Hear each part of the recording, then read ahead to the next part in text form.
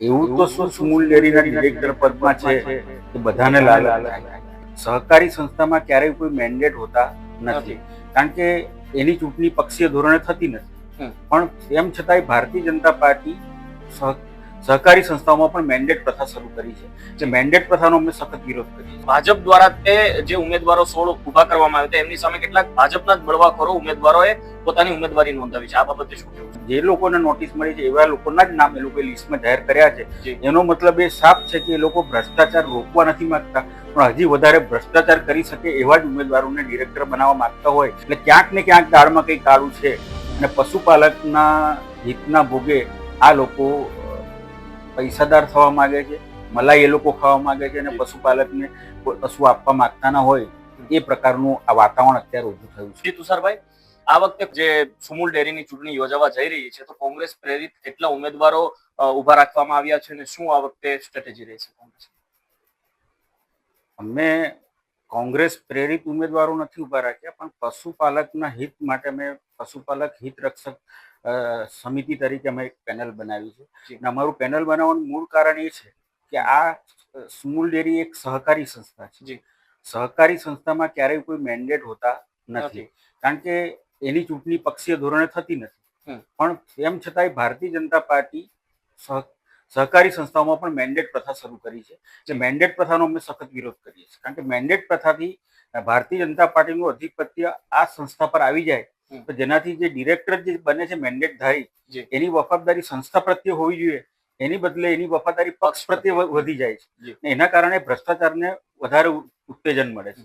અને ભૂતકાળમાં આ પ્રકારની નીતિથી જ ભ્રષ્ટાચાર, હજારો કરોડના ભ્રષ્ટાચારનો આક્ષેપો પણ થયા છે. એના સંદર્ભમાં 86ની નોટિસ પણ ડિરેક્ટરોને બજાવવામાં આવી હતી. 86ની નોટિસમાં જો નિર્ણય લેવામાં આવે તો એક પણ ડિરેક્ટર જેને નોટિસ મળી એ ચૂંટણી લડી શકે એમ નથી. તેમ છતાં પણ સરકાર આ 86ની નોટિસ પછી કોઈ કાર્યવાહી કરતી નથી. એવા જે લોકોને નોટિસ મળી છે એવા લોકોના જ નામ એ લોકોએ લિસ્ટમાં જાહેર કર્યા છે. એનો મતલબ એ સાફ છે કે એ લોકો ભ્રષ્ટાચાર રોકવા નથી માંગતા, પણ હજી વધારે ભ્રષ્ટાચાર કરી શકે એવા જ ઉમેદવારોને ડિરેક્ટર બનાવવા માંગતા હોય. ને એટલે માટે અમે સંસ્થાને બચાવવા માટે, પશુપાલકના હિતની રક્ષા માટે અમે લોકોએ આ ઉમેદવારો, આ મેન્ડેટધારી ઉમેદવાર સામે અમે 10 જેટલા ઉમેદવારોની ઉમેદવારી કરાવી છે. જી, જે 10 ઉમેદવારો છે તમે મૂકેલા છે, ટોટલ 16 બેઠકોમાંથી 4 જેટલી 5 જેટલી બેઠકો તો બિનહરીફ થઈ છે.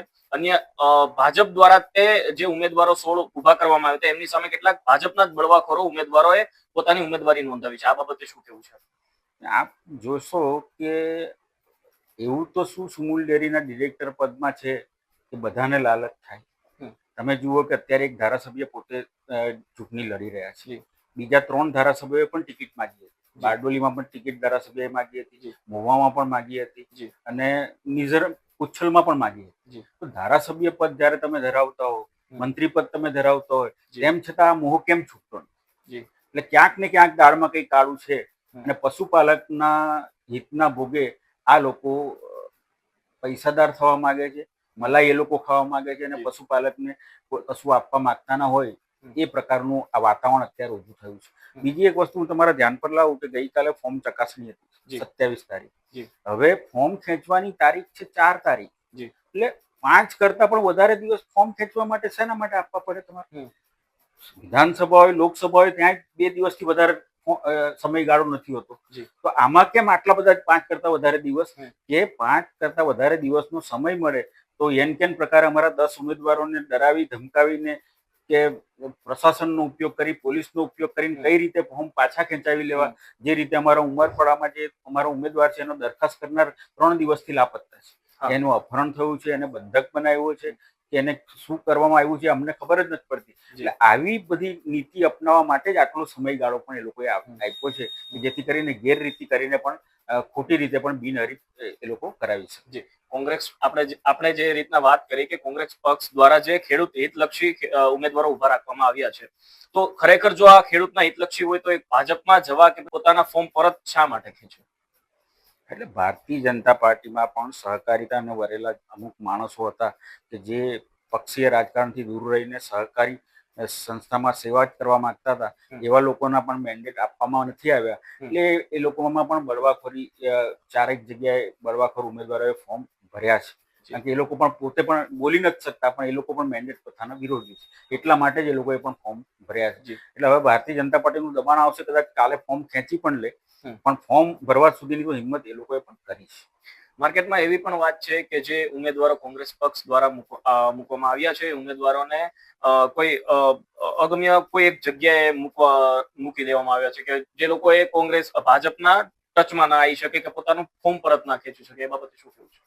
સ્વાભાવિક છે કે જ્યારે અમારે ઉમેદવારનો દરખાસ્ત કરનારને જો ગાયબ કરી દેવાતો હોય તો કાલે એ લોકો ઉમેદવારને પણ ગાયબ કરી દે કે એના પર દબાણ લાવીને ફોર્મ ખેંચાવી દે.